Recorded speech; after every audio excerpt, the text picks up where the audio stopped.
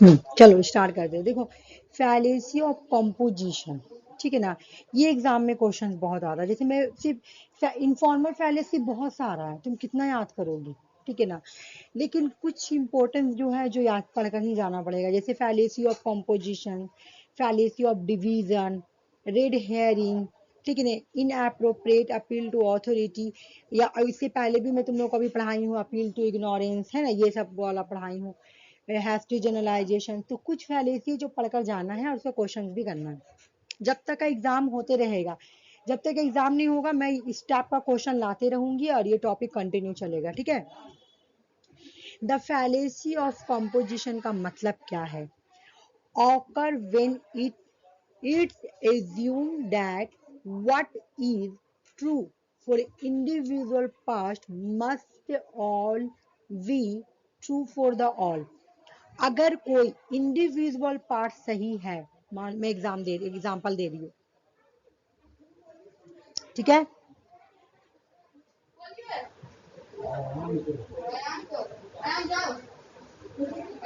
ये चार पार्ट है, ठीक है।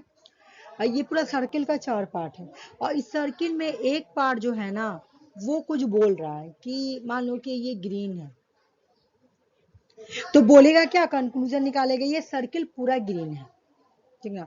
इंडिविजुअल पार्ट का जो फीचर्स है ना, वो पूरे सर्किल पे अप्लाई किया जा रहा है। जैसे मैं एक एग्जांपल दे रही हूँ अर्थ का, देखो अर्थ में क्या क्या है, ये अर्थ है। अर्थ में है तुम्हारा मून, ऑर्बिट,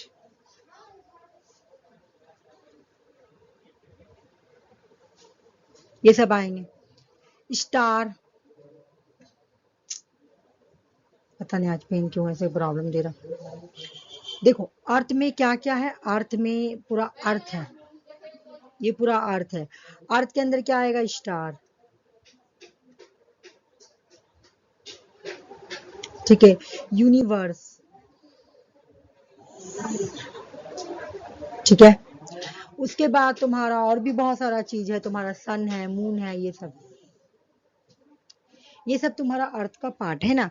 तो अगर एक कोई पार्ट में मतलब स्टार में कुछ हो रहा है, तो मैं इसका कंक्लूजन क्या निकालूंगी कि पूरे अर्थ पे हो रहा है। अगर स्टार पे ऐसा हो रहा है तो पूरा अर्थ पे ऐसा हो रहा है, कि जो जिसका पार्ट है, ठीक ना। एक इंडिविजुअल का फ्यूचर पूरे पार्ट में लगा देंगे। जैसे हम एक और एग्जांपल दे रहे, यहाँ पे दानिश होगा, वो मीटिंग करेगा ऊपर, हाँ, इसलिए हम नीचे बैठे। उसके बाद मैं एक एग्जांपल भी दे रही हूँ। इसका एग्जांपल ऐसे होता है कि जैसे क्लासरूम में एक बच्चा कोई चोरी किया, इसका एग्जांपल मैं ऐसे भी देती हूँ, ठीक है। तो टीचर ने देख लिया कि कोई एक बच्चा चोरी कर रहा है, तो मैं टीचर क्या बोलेगा, क्लास का सारा बच्चा ने चोरी करके पास किया है। एक बच्चा को आपने देखा चोरी करते, आपने क्या बोला, क्लास का सारा बच्चा ने चोरी किया। तो इस तरह की फैलेसी को बोलते हैं फैलेसी ऑफ कॉम्पोजिशन, ठीक है ना। जैसे अभी मैं समझाई ना कि अर्थ, ऐसा क्वेश्चन भी आया हुआ है कि यूनिवर्स, अर्थ, सॉरी यूनिवर्स, उसके बाद मून, इस तरह करके क्वेश्चन है। तो एक ये इंडिविजुअल पार्ट है, यूनिवर्स क्या अर्थ का पार्ट है, स्टार क्या है तुम्हारा अर्थ का पार्ट है। तो इन सब में अगर कुछ होगा, मान लो कि अर्थ में कुछ हो रहा है, तो मैं कंक्लूजन क्या निकालूंगी कि पूरा अर्थ में ऐसा हो रहा है, ठीक है, पूरे दुनिया में ऐसा हो रहा है। तो ये फैलेसी ऑफ कॉम्पोजिशन है। हम यहाँ पे एक इंडिविजुअल का फ्यूचर सारे के ऊपर अप्लाई कर रहे हैं, ठीक है। ये क्लासरूम में अगर टीचर ने देखा कि कोई एक बच्चा चीटिंग कर रहा, तो मैं बोलूंगी क्लास में सारा बच्चा चीटिंग कर रहा है, ठीक है। लेकिन फैलेसी ऑफ डिवीजन क्या है, यहाँ पे सबका फ्यूचर एक पे लगाते हैं, यहाँ पे अलग कॉन्सेप्ट है। और एक चीज तुम लोगों को पता है बेनिफिट क्या होता है, एग्जाम में जब भी क्वेश्चन देगा ना, या फैलेसी ऑफ कॉम्पोजिशन रहेगा ऑप्शन में, या तो फैलेसी ऑफ डिवीजन रहेगा। और इस टाइप का क्वेश्चन रहेगा तो तुम देख के पहचान ही जाओगी।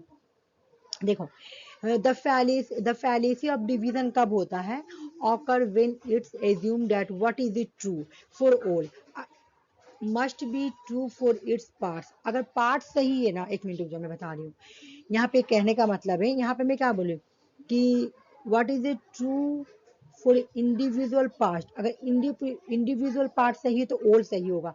यहाँ पे बोला गया अगर आपका ओल है, ये वाला अगर सही है, तो आपके अंदर जो छोटा वाला पार्ट है वो भी सही है, ठीक है। जैसे कहने का मतलब है कि वही क्लासरूम वाला एग्जांपल दे रही हूँ कि टीचर ने देखा क्लासरूम में सभी बच्चा चोरी किया, सभी को देखा गया सीसी कैमरा में कि चोरी किया, और एक बच्चा आके बोला कि सर हम तो चोरी नहीं किए हैं, तो टीचर क्या बोलेगा, नहीं जब सबने चोरी किया तो तुमने भी जरूर चोरी किया होगा। मैंने सबका फीचर एक बच्चे पे अप्लाई किया। जब सबका फीचर एक पे अप्लाई करेंगे ना, जैसे मैं बता रही हूँ, जैसे कोई इंग्लिश मैन है,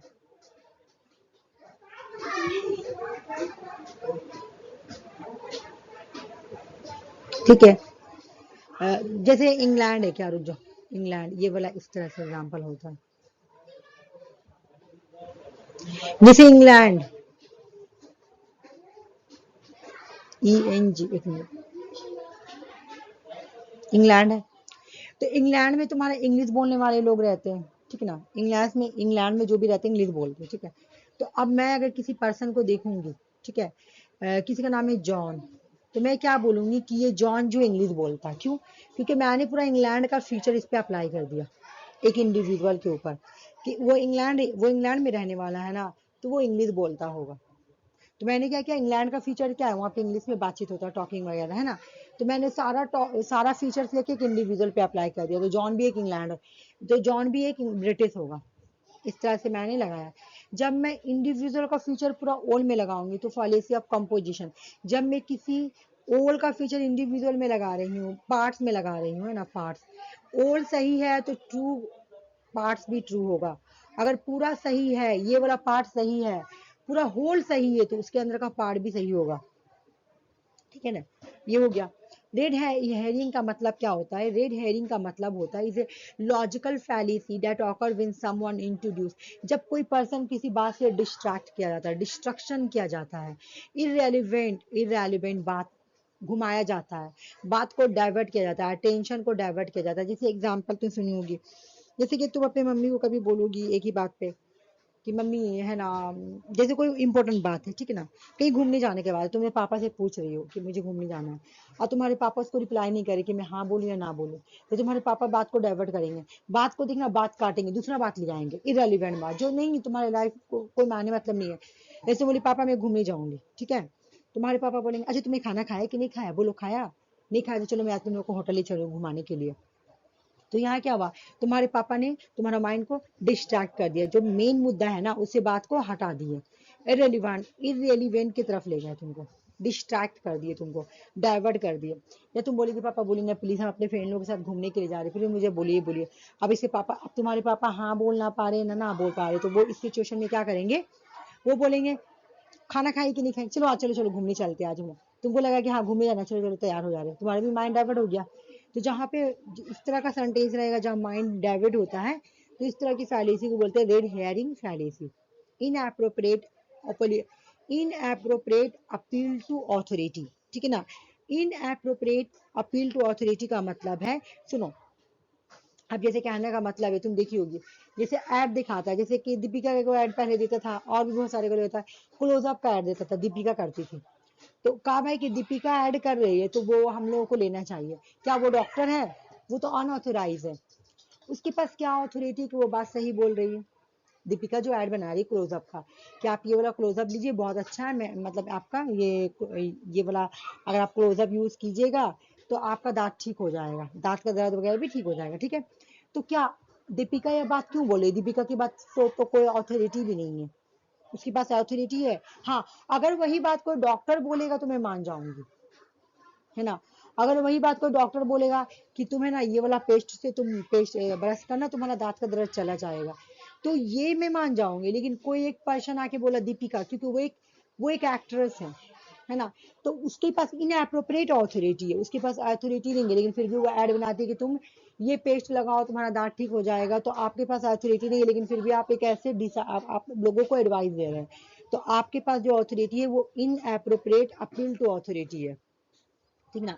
जैसे कोई पर्सन बोल रहा, सुनो, जैसे कोई पर्सन बोल रहा कि मैं हीरो हूँ, है ना, मैं हीरो हूँ, मैं एक हीरो हूँ, इसलिए मैं आप लोग को एग्जांपल दे रहा हूँ, मैं आप लोग को बोल रहा हूँ कि आप लोग है ना ये डाइटिंग कीजिए, चलो डाइटिंग तो मान भी लेंगे कि वो लोग जिम करता है, लेकिन मान लो कोई बच्चा को फीवर हुआ, और एक्टर आके बोलेगा कि आप अपने बच्चे को ये वाला दवा दे दीजिए, क्योंकि मैं एक एक्टर हूँ, तो वो इनएप्रोप्रिएट अथॉरिटी हो गया, क्योंकि आपके पास कोई अथॉरिटी है नहीं, सिर्फ आप इसलिए कि आप एक एक्टर है इसलिए।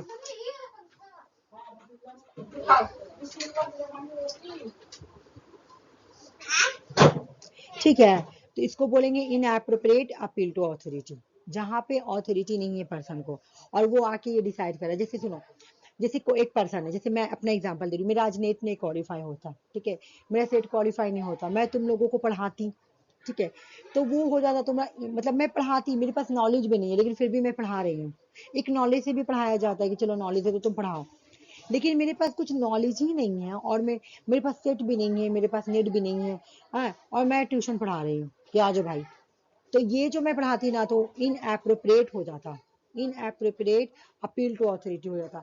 लेकिन अभी बिकॉज मेरा नेट क्वालिफाई सेट क्वालिफाई तो मेरे पास अथॉरिटी है, तो मेरा जो अथॉरिटी वो ठीक है, लेकिन जब मेरे पास नहीं रहता ना और मैं पढ़ाती ट्यूशन कराती तो वो इन एप्रोप्रिएट हो जाता।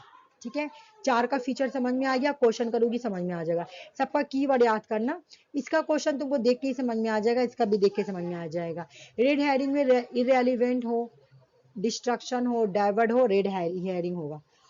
इनएप्रोप्रिएट अपील टू अथॉरिटी, तुमको सेंटेंस पढ़ के समझना पड़ेगा कि यहाँ पे क्या बोल रहा है। अगर कोई पर्सन बोलेगा कि मैं प्रेसिडेंट हूँ, मैं मुल्क का प्रेसिडेंट हूँ, आप लोग इस होटल में जाइए, वहां से खाना खाइए, तो मैं आपका बात क्यों मानूं? आपके पास क्या अथॉरिटी है कि वो वहां पे खाना अच्छा होगा, है ना? आप प्रेसिडेंट है ना, तो आप जो बोलेगा वो बात हम थोड़ी मानेंगे। आपके पास अगर अथॉरिटी होता है ना, आपके पास अथॉरिटी है तो मतलब आप डॉक्टर है कि हाँ वहाँ का खाना अच्छा रहता है, हाइजीन का खाना रहता है, कोई क्या नाम है, फूड पॉइजनिंग वगैरह नहीं होगा। होटल में खाना खाने से भी फूड पॉइजनिंग हो जाता है, तो बहुत सारे लोग नहीं जाते हैं इस वजह से। ठीक है, तो आपका क्या ऑथोरिटी, जो आप बोले बिकॉज आप एक प्रेसिडेंट है तो मैं आपका बात मान लूं, ये वाला। ठीक है,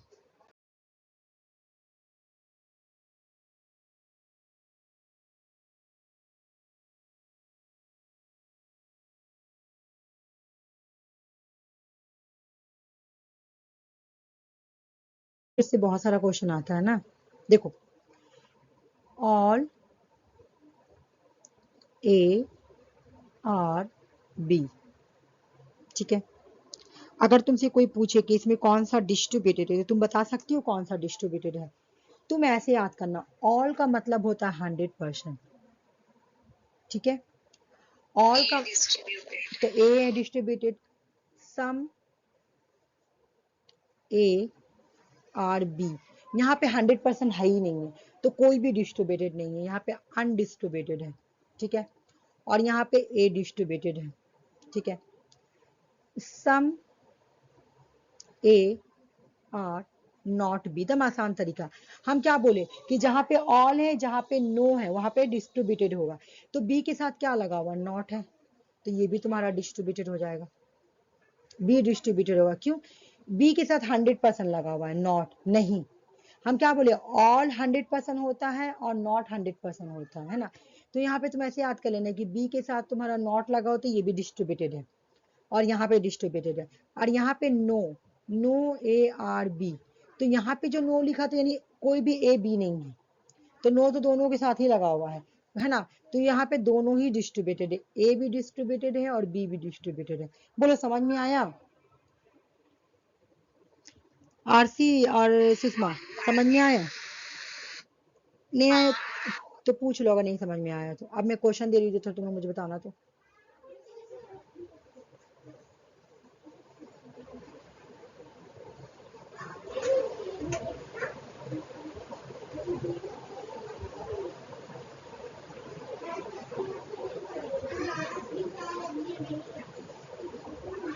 डिस्ट्रीब्यूटेड ढूंढो,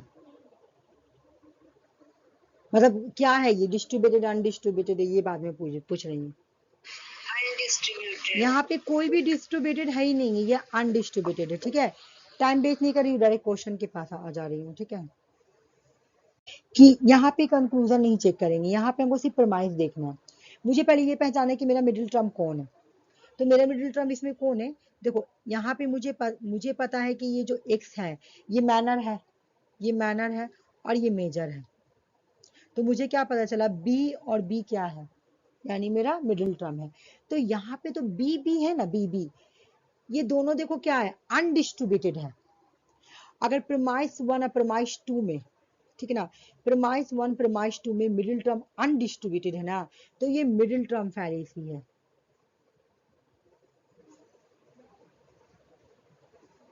और तुम लोग को ये तुरंत आ जाएगा, मैं जब क्वेश्चन लाऊंगी ना तुम लोग आराम से बना लोगे, ठीक है।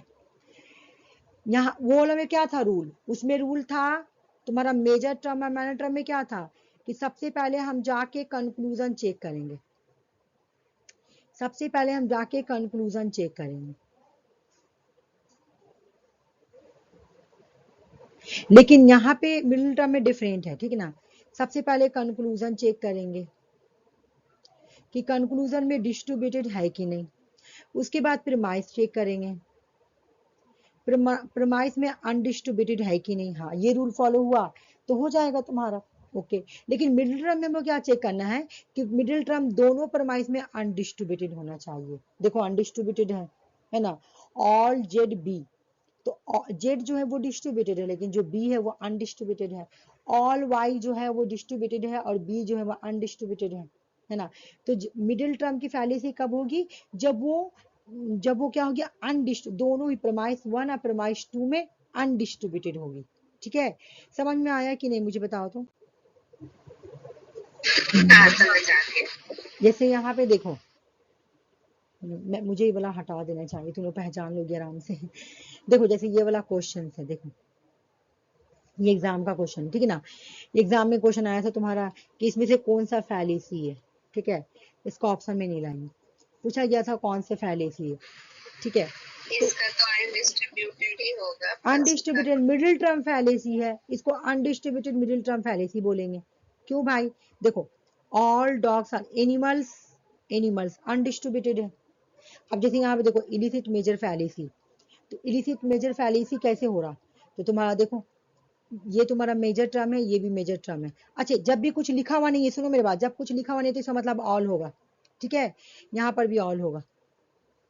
लेकिन यहाँ पे इलिसिट मेजर नहीं बन रहा ना, क्योंकि एक टर्म में ही तुम्हारा ये होगा, रुक जाओ, इलिसिट ओ मेजर है, सॉरी मेजर है ना, फिर भी नहीं हो रहा क्योंकि ये क्वेश्चन ही मुझे मिस्टेक लग रहा है, क्योंकि यहाँ पे तो सिर्फ ये हो जाएगा ना, या ये मेजर बोला इलिसिट मेजर फैलेसी, नहीं तो इसमें क्वेश्चन में गड़बड़ है, ठीक है, ये हटा दो।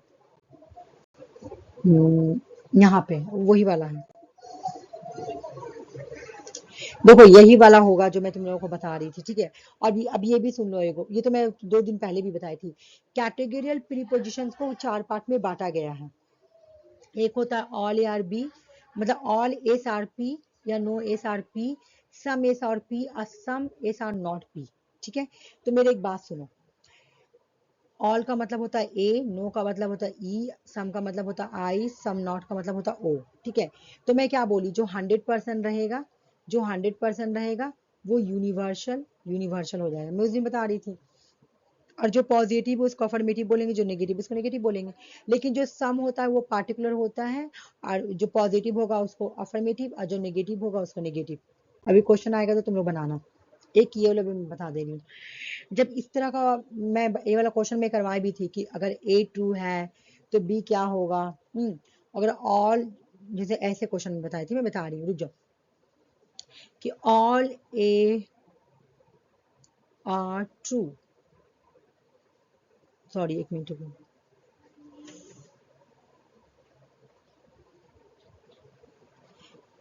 ऑल ए आर बी, तो ये ट्रू है, तुमको इसका फॉल्स ढूंढना है, फॉल्स ढूंढो, ठीक है ना। ये तो ऐसे वाला एक में बनाई, फिर एक मैं ऐसे बताई थी कि जहां पे मैं बोली थी, रुक जाओ मैं बता रही हूँ, जहां पे मैं बोली थी कि ट्रू और ट्रू साथ नहीं हो सकते, they can not be, they can not true, true together, मतलब ट्रू जो साथ नहीं रह सकते, यहाँ पे ट्रू और ट्रू साथ नहीं हो सकते, ठीक है। They can not true together, true true साथ नहीं हो सकते, मैं ये पढ़ाई थी, तुम लोगों को याद होगा तो मैं पढ़ाई थी, लेकिन मैं फिर भी एक बार अच्छे से बता दे रही हूँ। देखो पहले यहाँ पे देख लो, एक है कॉन्ट्रेरी, ये है सब कॉन्ट्रेरी, ये है कॉन्ट्राडिक्शन, ठीक है। एक सेकंड रुक जाओ, मैं इसका नोट्स रखी हूँ अपने मोबाइल में, निकाल लेती हूँ। कौन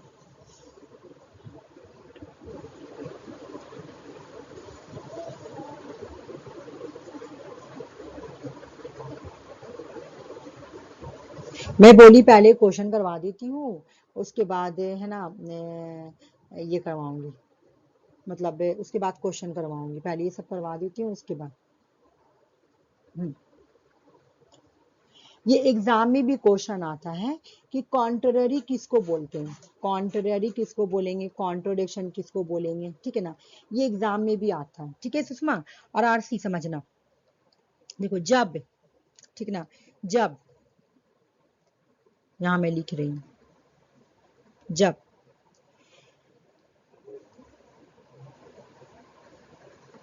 ट्रू, ट्रू कैन,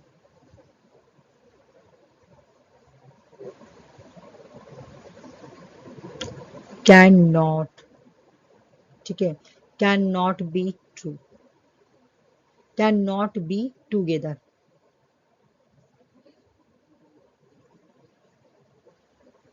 जब ट्रू और ट्रू साथ नहीं रह सकते हैं ना, उसको कॉन्ट्ररी बोलेंगे, मतलब ट्रू और ट्रू यहाँ पे साथ नहीं हो सकता तो उसको कॉन्ट्ररी बोलेंगे।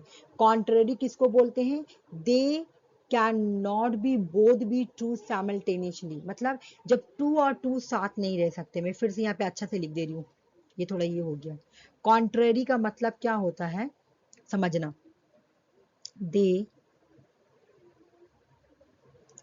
दे कैन नॉट,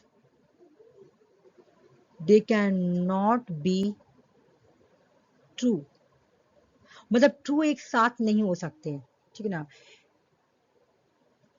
साइमल्टेनियस का मतलब होता है एक ही वक्त में, ठीक है ना।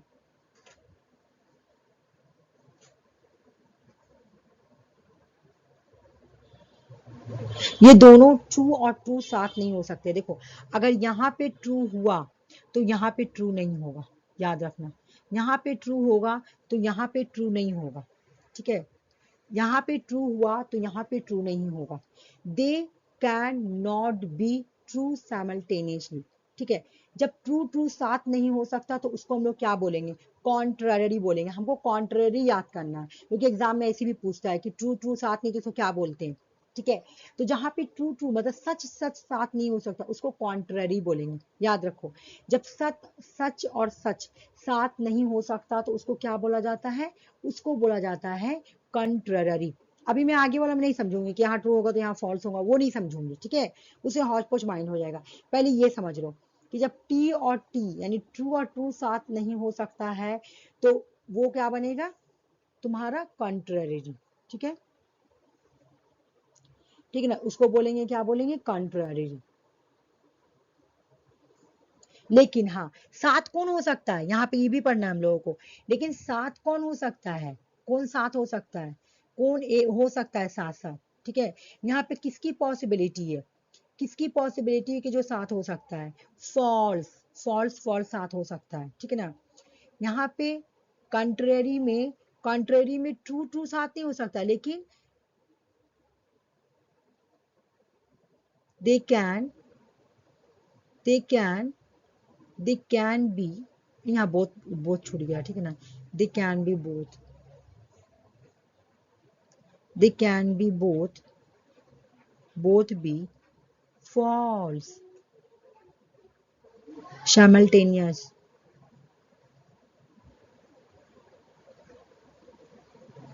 लेकिन ये लोग फॉल्स साथ हो सकता है, कॉन्ट्ररी में, इसको नॉर्मल ऐसे याद करना कि यहाँ पे ट्रू और ट्रू साथ नहीं हो सकता है, लेकिन फॉल्स और फॉल्स साथ हो सकता है तो इसको कॉन्ट्ररी बोलेंगे। इतना तुमको सेंटेंस याद करने का जरूरत ही नहीं है, बस ऐसे याद करना, पिक्चर माइंड में याद रखना कि कॉन्ट्ररी का पिक्चर कैसे बनेगा, कॉन्ट्ररी का मतलब क्या है, तो ट्रू और ट्रू साथ नहीं है, ठीक है, लेकिन फॉल्स और फॉल्स साथ हो सकते हैं, तो ये दोनों पिक्चर को क्या बोला जाएगा, इसका नाम है कॉन्ट्ररी,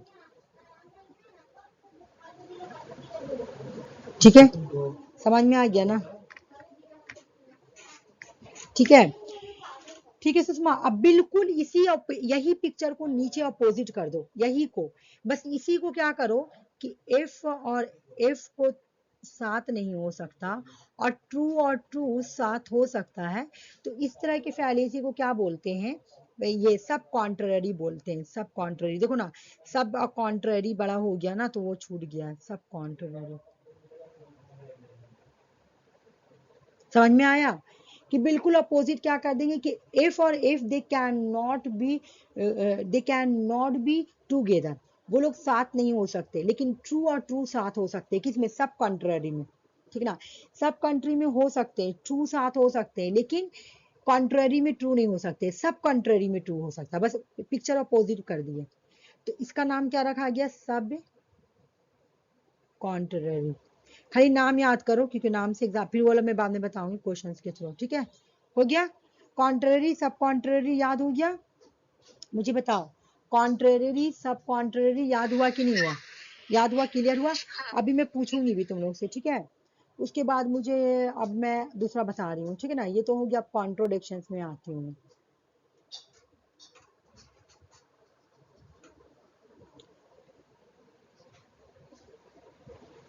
कॉन्ट्रोडिक्शन में वाइसा वर्सा होता है, ठीक है? कॉन्ट्रोडिक्शंस में क्या होगा? वाइसा वर्सा होगा।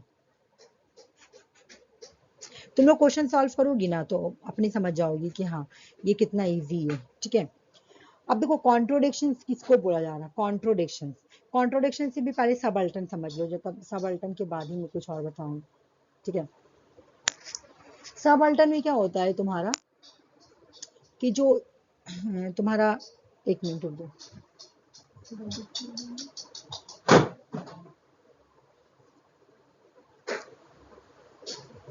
वैसे एग्जाम में सिर्फ कॉन्ट्ररी एंड सब कॉन्ट्ररी आता है, ठीक है ना? एग्जाम में सिर्फ कॉन्ट्ररी और सब कॉन्ट्ररी आएगा, लेकिन सब अल्टर्न भी किसको बोलते हैं? सुनो मैं बता रही हूँ। जब तुम्हारा ट्रू ट्रू नीचे जा रहा, डॉन आउट बात है, ठीक है? ट्रू नीचे आता है, जब तुम्हारा ट्रू नीचे आएगा, टी नीचे आएगा, ठीक है ना? जब तुम्हारा टी नीचे आ रहा है, ठीक है, तो इसको सब अल्टर्न, और फॉल्स ऊपर जा रहा है तो ये सब अल्टर्न हो गया, ठीक है? वैसे डिफिनेशन इसका और इसका नहीं होता। कॉन्ट्रोडिक्शन को बोला जाता है वाइसा वर्सा, ठीक है?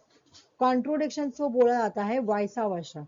वाइसा वर्सा का मतलब कि बिल्कुल अपोजिट, जब सेंटेंस एक दूसरे से वाइसा वर्सा हो, ठीक है ना? कॉन्ट्रोडिक्शंस को बोला जाता है वाइसा वर्सा। जहां पे ए के अपोजिट बी रहे, जैसे यहाँ पे कैसे ऑल का अपोजिट सम नॉट, तो ये कॉन्ट्रोडिक्शन है। तो इस तरह के सेंटेंस को बोला जाता है वाइसा वर्सा। और वाइसा वर्सा सेंटेंस, जैसे रुक जाओ मैं बता रही हूँ, ऑल ए आर बी, ठीक है? उसके बाद सम ए आर नॉट बी। अब बताओ ये क्या है? ये दोनों सेंटेंस क्या है? ये दोनों ही कॉन्ट्रोडिक्शन है, दोनों एक दूसरे के अपोजिट है, वाइसा वर्सा है ना? देखो वाइसा वर्सा है, ठीक है? तो इधर अगर ट्रू होगा तो इधर फॉल्स होगा, क्योंकि वाइसा वर्सा है ना? यहाँ पे ट्रू साथ नहीं हो सकता, ना फॉल्स साथ हो सकता है। कॉन्ट्रोडिक्शन में ना तो ट्रू साथ हो सकता है, ना ही फॉल्स साथ हो सकता है, ये बात याद रख लो। यहाँ पे क्या होगा कि या तो एक, रुक जाओ, यहाँ का मैं डिफिनेशन लिख दे रही हूँ, कॉन्ट्रोडिक्शन का डिफिनेशन लिख दे रही हूँ।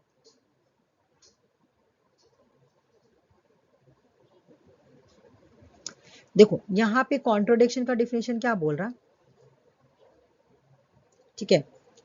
एक एक ट्रू होगा तो एक फॉल्स होगा, बस यही। एक ट्रू होगा एक फॉल्स होगा, तब वो कॉन्ट्रोडिक्शन है। सेंटेंस में एक ट्रू होगा एक फॉल्स होगा, तो ये क्या हो गया तुम्हारा? कॉन्ट्रोडिक्शन, वाइसा वर्सा, ठीक है ना? One is a true true one is a true, ठीक है ना? One is a true, the other is, other वाला जो होगा वो मस्ट बी फॉल्स। अगर एक सही है तो दूसरा जरूर गलत होगा। तो अगर ये एग्जाम में क्वेश्चन है कि वन इज ए ट्रू तो मस्ट बी अदर फॉल्स, तो ये क्या हो जाएगा तुम्हारा? कॉन्ट्रोडिक्शन, ठीक है ना? कॉन्ट्रोडिक्शन हो जाएगा।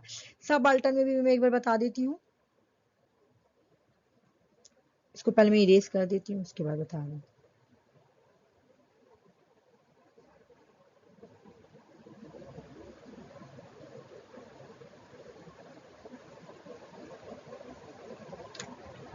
देखो सबअल्टर्न में ऐसा कोई डिफिनेशन नहीं दिया हुआ है। यहाँ पे क्या बोला जाता है कि सबअल्टर्न में जो ट्रूथ है ना, ट्रूथ ट्रूथ यहाँ पे ट्रूथ होता है, ठीक है ना। सब अल्टर्न में क्या, जो ट्रूथ है ना वो यूनिवर्सल के पास आता है। देखो ट्रूथ क्या होता है, यूनिवर्सल। ये वाला छोड़ दो, सब अल्टर्न छोड़ दो, कंफ्यूज हो जाओगी तो, ठीक है ना, ये छोड़ दो। ये अभी मैं जब करवाऊंगी ना तो करवा दूंगी। बाकी ये और ये और ये तीन का मैं डिफिनेशन बता रही हूँ, मैं यहाँ पे पूछूंगी, तुम लोग मुझे बताना, ठीक है। तुम लोग मुझे बताना, ये क्वेश्चन सॉल्व करो तो ये तुम लोग नहीं कर पाएगी, अभी मैं सबअल्टर्न तो बता ही नहीं हूँ। फिर भी तुम लोग बता सकती हो कि इसमें से सबअल्टर्न कौन है, ठीक है। सबअल्टर्न कौन कौन है, तो सबअल्टर्न कौन कौन होगा मैं बता दी, रुक जाओ। जैसे ऑल, नो, उसके बाद हाँ, अभी सबअल्टर्न को तो पिक्चर तुम लोग देखी ना, पिक्चर देखी बताओ। सबअल्टर्न इधर था ना, हाँ बताओ। सबअल्टर्न का तो पिक्चर था, एक मिनट, मैं तो सबअल्टर्न का पिक्चर देखे तो तुम्हें बता दी होगी। हाँ बताओ कौन सा है। Option number 1। सुषमा तुम बताओ, सबअल्टर्न का पिक्चर देखी थी ना। सम नॉट, यहाँ पे सबअल्टर्न था और इधर भी सबअल्टर्न, ये दोनों को सबअल्टर्न बोलेंगे। आरसी का आंसर आ गया, तुम बताओ इसमें से सबअल्टर्न कौन है।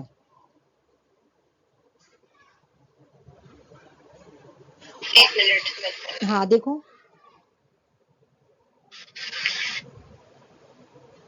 ए और सी होगा तो।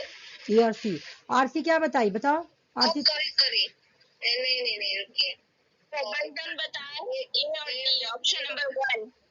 हाँ, ए और डी, ठीक है बोली। क्योंकि ऑल और सम होगा। देखो ऑल और सम, ए और डी, ठीक है। और नो और सम नॉट भी है, लेकिन नो और सम नॉट का देखो दिया हुआ है, देखो तो नो और सम, बी और सी है नहीं है सेंटेंस में, तो मेरा तो ऑप्शन में नहीं है ना, ऑप्शन में नहीं है, तो मेरा मेरा ऑप्शन कौन है, ए और डी। कितना आसान तरीके से बन गया ना सबअल्टर्न, ठीक है। ये प्रीवियस ईयर क्वेश्चन है, ठीक है ना। और भी ये प्रीवियस ईयर क्वेश्चन 2024 का क्वेश्चन है कि इसमें से कौन सा सबअल्टर्न है, ठीक है ना। कितना इजी है सबअल्टर्न ढूंढना, ठीक है ना। अगर तुमको यही क्वेश्चन मैं चेंज कर रही हूँ, मुझे बताना, मुझे कॉन्ट्रेरी ढूंढ के दिखाओ, कॉन्ट्रेरी। अपने से आंसर बताना कौन सा कॉन्ट्रेरी, ऑप्शन तो हटा दो। होगा ऑप्शन बी और डी। ए और डी, बिल्कुल सही बोली, बिल्कुल सही बोली। सब कॉन्ट्रेरी बोलो, सब कॉन्ट्रेरी इसमें से कौन सा होगा।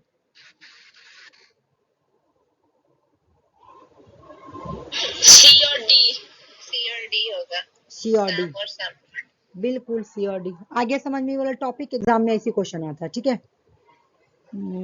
ये मैं देखती हूँ उसके बाद बता रही हूँ, रुक जाओ। ये क्वेश्चन सॉल्व करो, कौन सा है ये।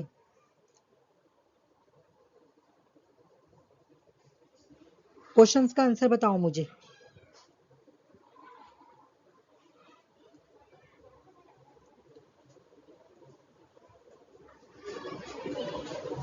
एक लाइन देखो, a line is a composed of point have a no length, therefore line has a no length। Option 3। RC बताओ तुम। हाँ, देख रहा।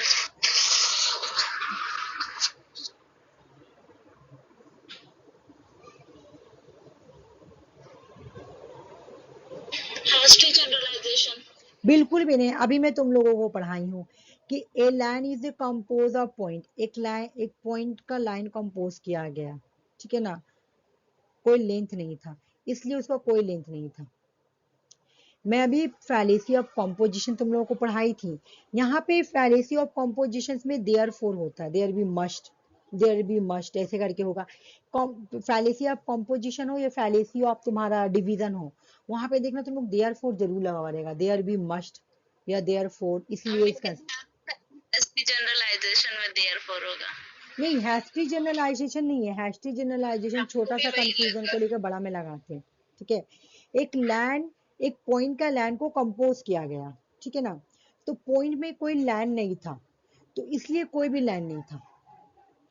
चलो आओ यहाँ पे मैं समझा रही हूँ कैसे बना, रुक जाओ। A land is a compose of point, ठीक है।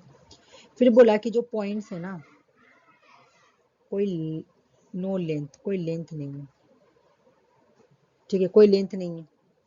तो बोला कि पॉइंट में कोई लेंथ नहीं है, ठीक है ना, तो इसलिए लाइन में कोई लेंथ नहीं है। इसलिए देखो यहाँ पे एक, मैं इसका डिफिनेशन क्या बोली थी कि एक इंडिविजुअल पार्ट को लेके होल में लगा देता है ना।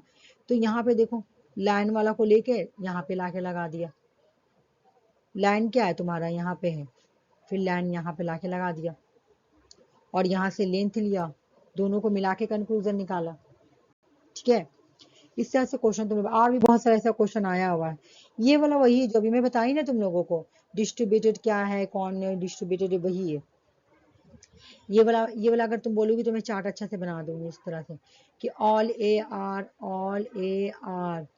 बी, तो इसमें डिस्ट्रीब्यूटेड कौन है, तो इसमें सब्जेक्ट डिस्ट्रीब्यूटेड है, और प्रीडिकेट जो अनडिस्ट्रीब्यूटेड है, सब्जेक्ट डिस्ट्रीब्यूटेड है।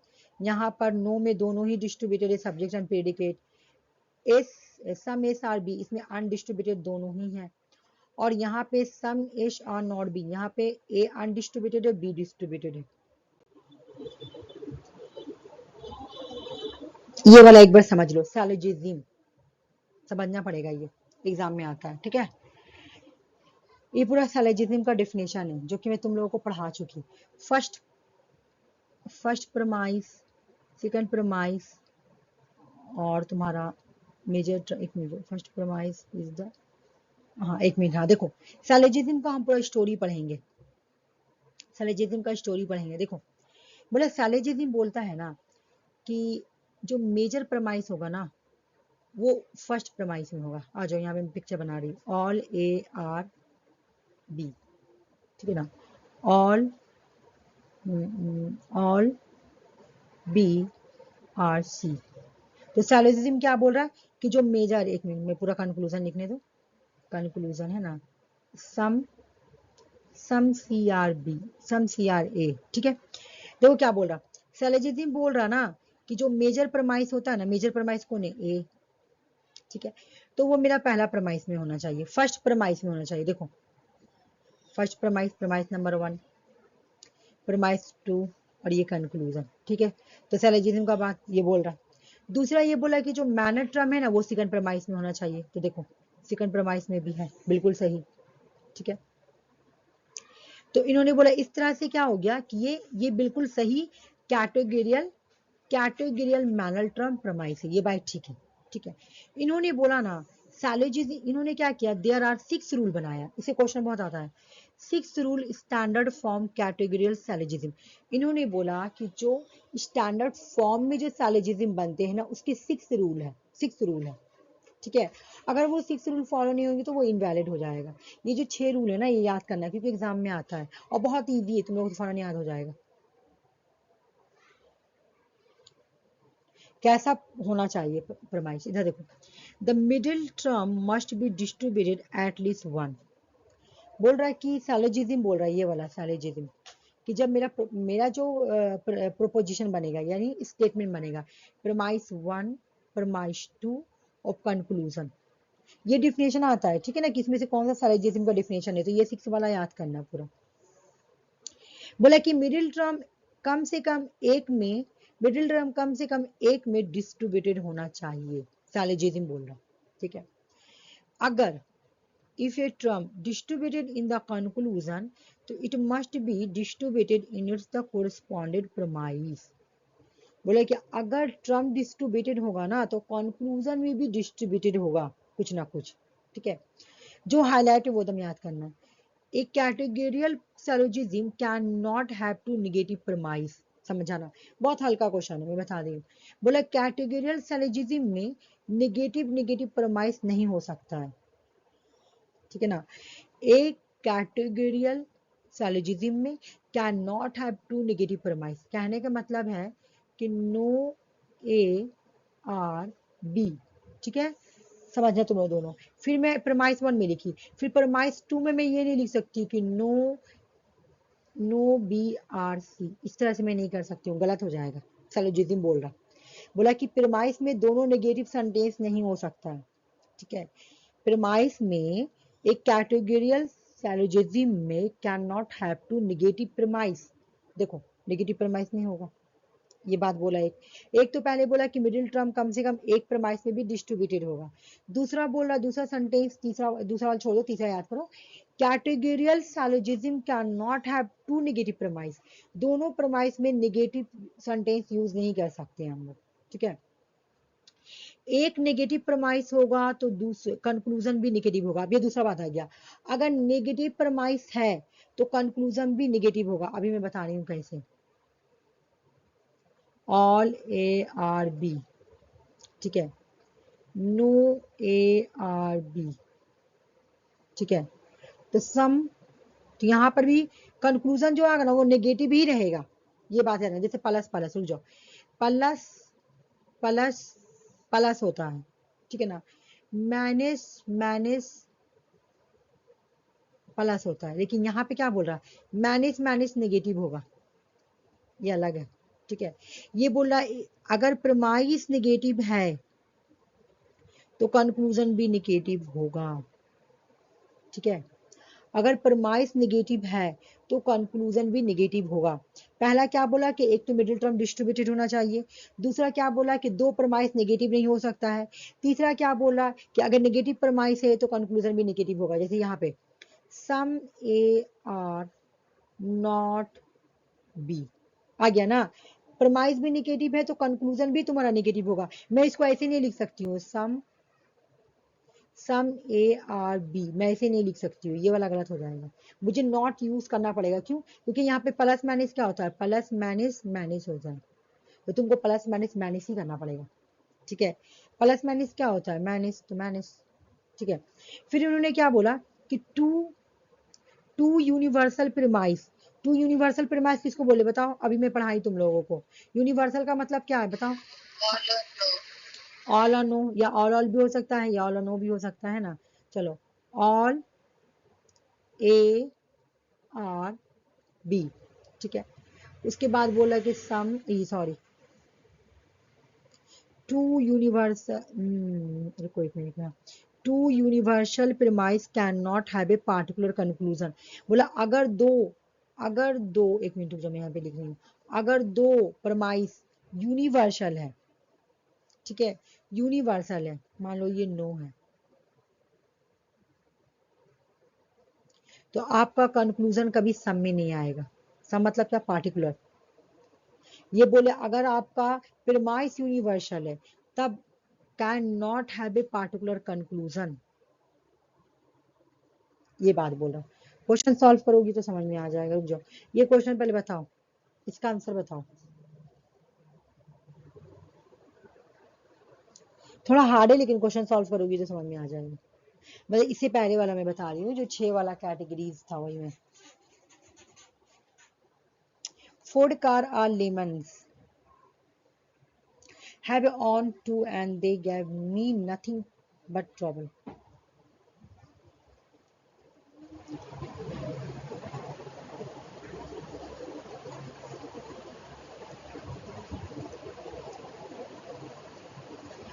Option number 1। सुषमा हमको भी बताओ। वन ही लग रहा है। बिल्कुल, देखो फोर्ड कार जो है वो लेमन्स है, अब मेरे पास में इसका दो है, तो they give me nothing but travel, ये वही हो जाएगा, ठीक है ना। मतलब कोई एडवाइस दे रहा, जब इस तरह का आएगा ना कि कोई एडवाइस दे रहा, क्वेश्चन में लगेगा तुमको पढ़कर, इसका कीवर्ड नहीं है। इनएप्रोप्रिएट ऑथोरिटी का मैं पहले भी बोली कीवर्ड नहीं है। ये बनाओ कौन सा है।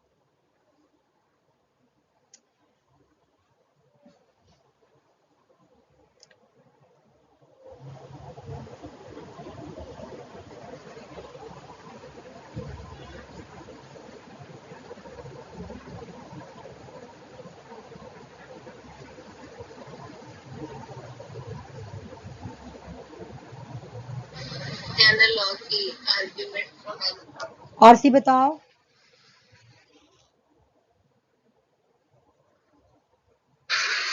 ये आप बता दीजिए, नहीं समझ में आ रहा। बिल्कुल हल्का है, मैं उस दिन बताई थी। देखो क्या बोल रहा था, मैं क्या बोली कि जब मैं कंपैरिजन करूंगी या सेम कंपैरिजन नहीं आएगा, ठीक है, एनालॉजी। क्या बोला, ए जो है ना वो एक्स और वाई, ठीक है, बी क्या बोल रहा, बी बोल रहा है एक्स और वाई है, ठीक है, ठीक बोला। फिर यहाँ बोला ए जो है वो जेड भी है, लेकिन बी के बारे में मेंशन नहीं किया, जबकि कंक्लूजन क्या निकला कि बी भी जेड है। क्या बोला? तो देखो हो गया ना एनालॉजी। ऐसे इस तरह से पिक्चर बना लो ना, मैं तो उस दिन समझाई थी कि पिक्चर बना लो, ठीक है। इस तरह से पिक्चर, ये 2024 का क्वेश्चन है, ठीक है ना सारा। देखो मैं पहले 2024 से ही जाऊंगी पीछे, ठीक है। देखो क्या हुआ, इस तरह से पिक्चर बनाओ। बोला कि ए जो है उसके अंदर जो कैरेक्टरिस्टिक्स है वो एक्स है और वाई वाली है, बी के अंदर भी वही है, एक्स एंड वाई है, ठीक है। लेकिन बोला कि ए के अंदर जेड वाली भी है, तो मैंने जेड यहाँ लगा दी, बस। इसका एक्स वाई जेड है, इसका एक्स वाई है सिर्फ, लेकिन कंक्लूजन क्या निकाला, therefore B has a Z character. B में तो जेड है नहीं भाई, हो गया एनालॉजी, ठीक है। चलो ये करो।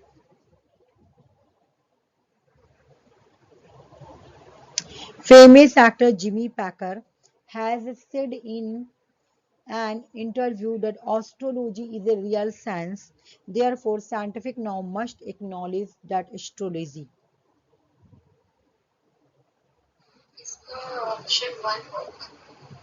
Option number 1। बिल्कुल, देखो इसका कीवर्ड है नहीं, प्रूव्ड। स्ट्रोमेन का ओपोनेंट है नहीं, और भी तो कुछ है नहीं ऐसा। क्या हो रहा, फेमस एक्टर जिमी पैकर बोलता है कि इंटरव्यू में कि the astrology is real science. Astrology जो है वो रियल साइंस है, इसलिए साइंटिस्ट को भी आजकल वही करना चाहिए, तो ये तो गलत है। आपके पास क्या ऑथोरिटी, आपके एस्ट्रोलॉजी है। ये क्वेश्चन तो अच्छे अच्छे अच्छे, इसका आंसर हैज टू जनरलाइजेशन ही दिया हुआ है, ठीक है।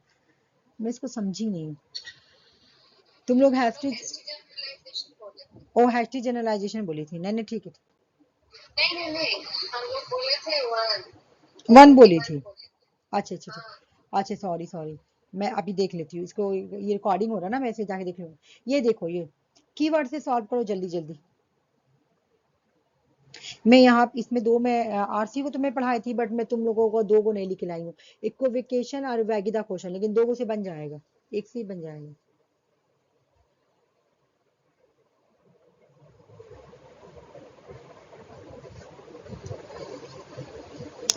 ऑप्शन 4। आरती बताओ। हाँ देख रहे थे। ओके ओके कोई बात नहीं है, देखो तुम कीवर्ड पकड़ो और क्वेश्चन का आंसर सॉल्व कर लो। 2024 का क्वेश्चन है, बिल्कुल चल गया ओपोनेंट, ठीक है। और इसका तुम्हारा कहीं देखो कीवर्ड दिखा क्या है इसका, इररिलेवेंट, ठीक है। इसका रेड हैरिंग का हो गया आंसर, ठीक है। क्वेश्चन है तुम्हारा, रुक जाओ, देखो तो बना के देखो, मैं ये क्वेश्चन चेक नहीं किया हूँ, बना के देखो कौन सा है, क्योंकि अभी मैं तुम लोगों को फैलेसी ऑफ फोर टर्म्स नहीं पढ़ाई हूँ, मैं मेजर टर्म पढ़ाई, मैनर पढ़ाई हूँ, मेजर पढ़ाई, मिडिल पढ़ाई हूँ। देखो कौन सा फैलेसी है, टाइम ले लो।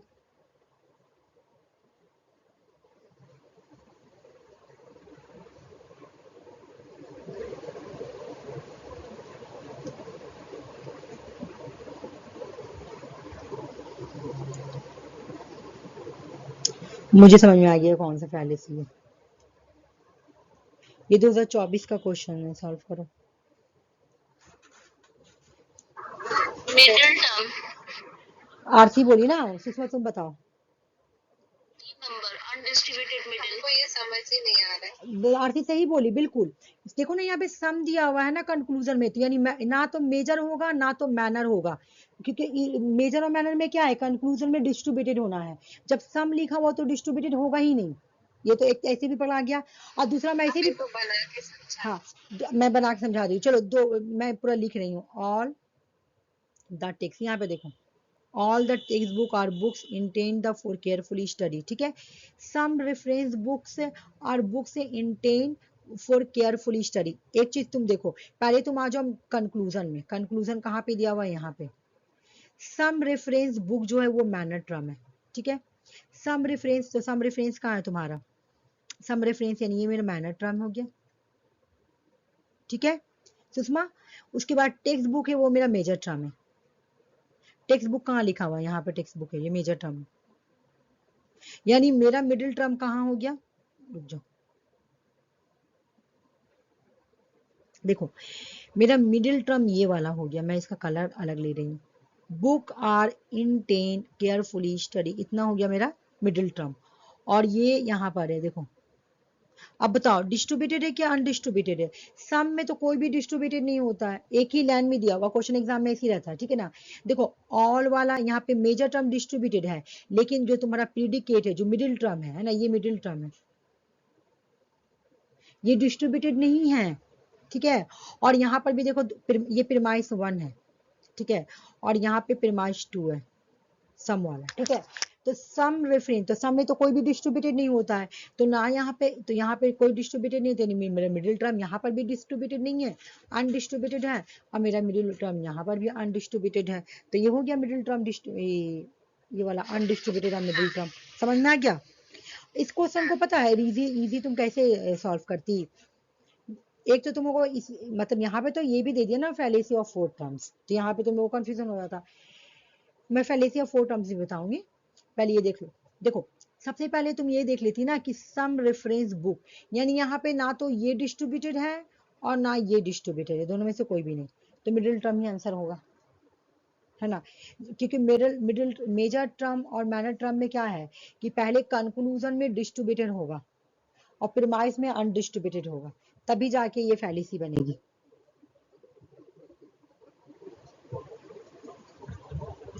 ये क्या क्वेश्चन है मुझे देखने दो, अरे इसका तो मैं आंसर ही दे दिया। ये बनाओ 2024 का क्वेश्चन, ये पूरा मिला के दे दिया, खिचड़ी बना दिया पूरा। बनाओ पहले, यहाँ पे तुम्हारा सेंटेंस दिया हुआ है, देख लो, ये हो गया प्रीमाइस 1, यहां से यहाँ हो गया प्रीमाइस 2, और यहां से यहाँ हो गया तुम्हारा कंक्लूजन। बना, सबसे पहले तो पहचानो, मूड मांग रहा, मूड कौन बताए थे, मूड से पहचानो, जो हल्का है पहले इसको पकड़ो, इजी वाला वर्ड को पकड़ो, मूड पकड़ो। मूड देखो क्या है इसका, सही दिया हुआ कि नहीं, बोला इसका मूड ये बनेगा, तो ये सही है कि नहीं? सही है, ई ए ई, यानी बी मेरा सही है। तो चलो ये वाला सेंटेंस, सही सेंटेंस काट दो। जब ये कटा तो मेरा कौन कट गया, ई कट गया, और ई कट गया ना, मेरा ई नहीं होगा, ठीक है। अब देखो कौन सा बनेगा, अब तुम्हारा देखो, आप कहीं गलत पकड़ो, क्या ये फिगर ट्रू है? देखो it represent figure 2 of the syllogism, ये फिगर 2 है, बना के देखो। नो म्यूजिशियंस, फिगर बनाओ, चलो मैं फिगर बनाने सिखाई थी, फिगर बनाओ।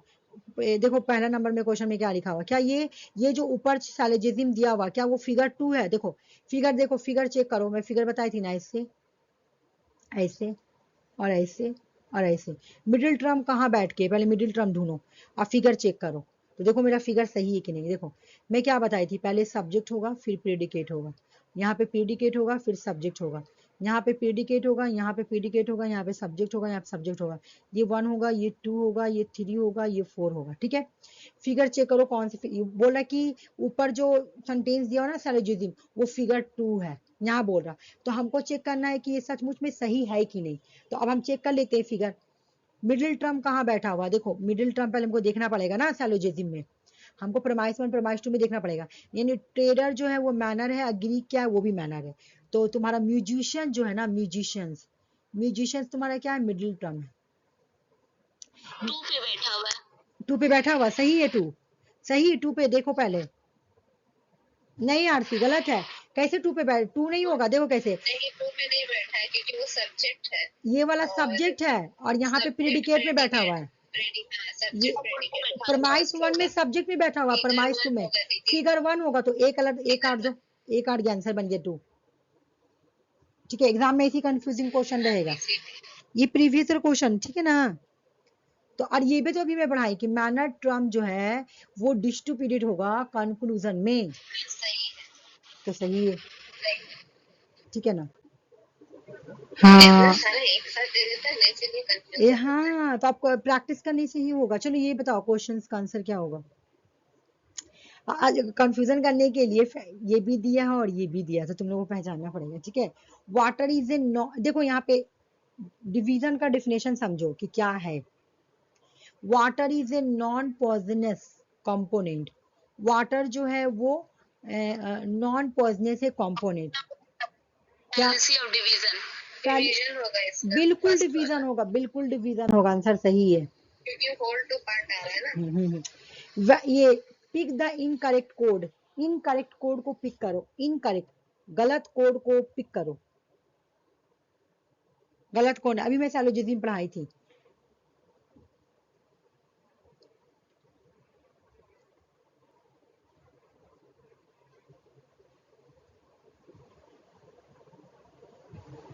पढ़ना बनाना बहुत ही थोड़ा सा ये टाइप का क्वेश्चन बहुत डिफिकल्ट हो जाएगा। ये 2024 का क्वेश्चन नहीं है, ठीक है ना, ये मैं बता दे रही हूँ, ये तुम्हारा 2019 का क्वेश्चन है, ये मुझे दिखा तो मैं ले ली।